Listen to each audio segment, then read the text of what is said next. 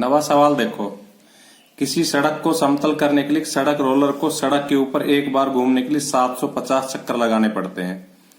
यदि सड़क रोलर का व्यास 84 सेंटीमीटर और लंबाई 1 मीटर हो तो सड़क का क्षेत्रफल ज्ञात कीजिए। देखिए, हम सबसे पहले लिखेंगे रोलर का व्यास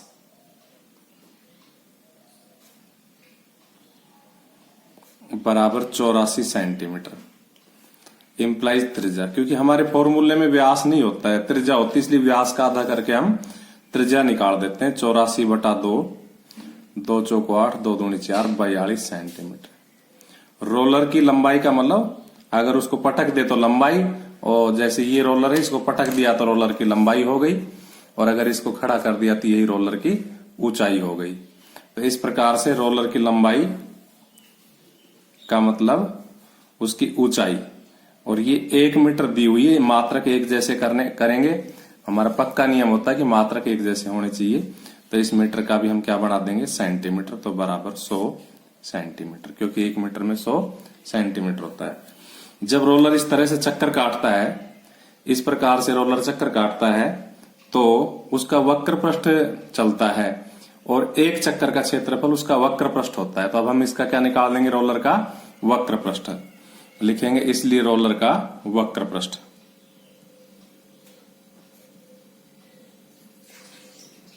क्योंकि रोलर बेलनाकार है और बेलन का वक्र पृष्ठ होता है 2πRh। रोलर के वक्र पृष्ठ का मतलब एक चक्कर में तय क्षेत्रफल।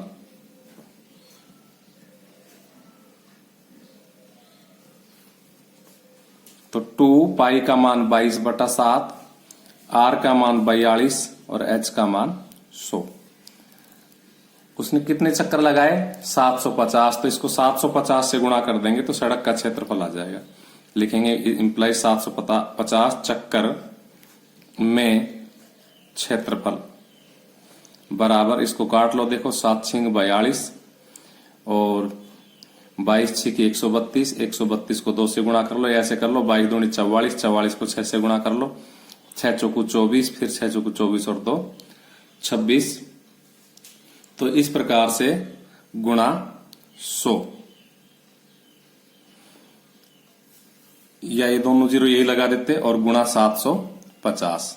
तो ये हमारा 750 चक्कर का क्षेत्रफल आ गया, इंप्लाइज सड़क का क्षेत्रफल, क्योंकि 750 चक्कर लगाने पर वो पूरी सड़क है, मतलब जो है समतल हो गई है, उस पर रोलर चक्कर काट चुका है। लिखेंगे इंप्लाइज सड़क का क्षेत्रफल।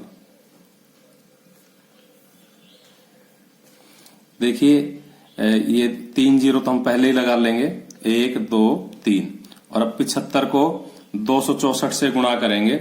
जब हम 75 को 264 से गुणा करेंगे तो करते हैं, 75 चौकू 300, 75 को 4 से गुणा किया 300, हासिल 30, 75 छिकी 450, 450, 450 में 30 जोड़ेंगे 480, हासिल 48, 75 दूनी 150 और 48 हासिल के 198। ये वर्ग सेंटीमीटर, क्योंकि बहुत घना वर्ग सेंटीमीटर, इसलिए इसका क्या बना देंगे, वर्ग मीटर।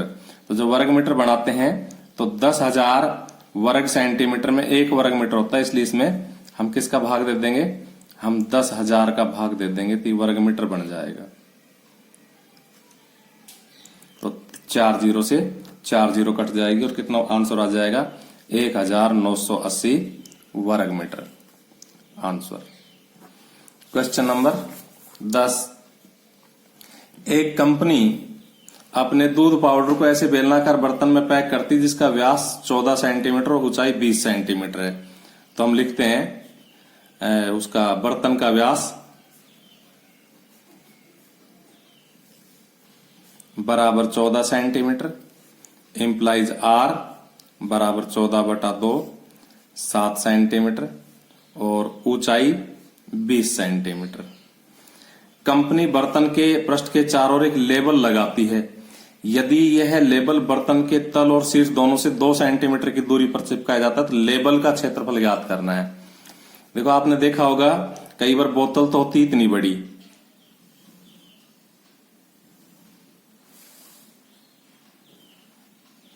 है ना, ये मान लो बोतल है, लेकिन सारी बोतल के ऊपर लेबल नहीं लगाते हैं, बल्कि लेबल बीच बीच में लगा देते हैं। इस प्रकार से बीच बीच में लेबल लगा देते हैं, जैसे यहां से यहां तक ये इसके बोतल के चारों ओर चक्कर काट रहा। आप घर में उठा के कोई भी बोतल देखना, उसके बीच बीच में कागज चिपका होता है, जो कागज चिपकाते लिख करके उसको लेबल बोलते हैं। तो ये 2 सेंटीमीटर ही तो नीचे से छोड़ दी जगह और 2 सेंटीमीटर ही ऊपर से छोड़ दी जगह। इस प्रकार से लेबल की जो ऊंचाई है वो ये ऊंचाई हो जाएगी।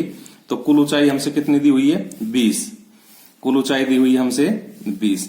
तो 20 में से हम दोनों तरफ से 2 घटा देंगे तो ये ऊंचाई आ जाएगी। क्योंकि लेबल का ही क्षेत्रफल ज्ञात करना है, इसलिए लेबल की ही ऊंचाई काम में लेंगे। तो 20 में से 2 पर 2 घटाएंगे तो कितनी? 16 सेंटीमीटर। तो जब हम लेबल का क्षेत्रफल निकालेंगे तो हम ये h काम में लेंगे 16, क्योंकि लेबल के क्षेत्रफल के लिए लेबल की ही ऊंचाई काम में लेनी होगी। तो हम क्या लिखेंगे? हम लिखेंगे कि लेबल की ऊंचाई, जो कागज लिख करके चिपकाती कंपनी उसे लेबल बोलते हैं, और उस लेबल की ऊंचाई हो जाएगी 20 में से 2 पर 2 घटा दो तो कितना आ जाएगा? 16 सेंटीमीटर। अतः लेबल का क्षेत्रफल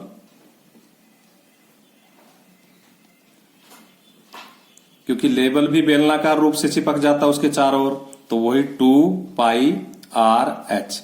ये एच मैंने बड़ा क्यों लिखा? क्योंकि मैंने लेबल की ऊंचाई बड़े एच से माननी है, बेलन की ऊंचाई छोटे एच से माननी है, तो वो हमारे काम नहीं आएगी। उसकी सहायता से तो हमने लेबल की ऊंचाई ज्ञात की, वो 20 तो यहां काम में आया है। उसके बाद लेबल की ऊंचाई आ गई, तब हम लेबल का क्षेत्रफल ज्ञात करने में लेबल की ऊंचाई काम में लेंगे।